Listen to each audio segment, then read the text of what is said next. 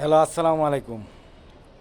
একটা সন্তান বাপ মা অনেক কষ্ট করে তারে লালন পালন করে, ছোট থেকে বড় করে। সবচেয়ে বেশি কষ্ট করে মা। যখন সে পেশাব করে, মা কিন্তু পেশাব করুক, হাগু দেখ, সব কিছু কিন্তু পরিষ্কার করে মা।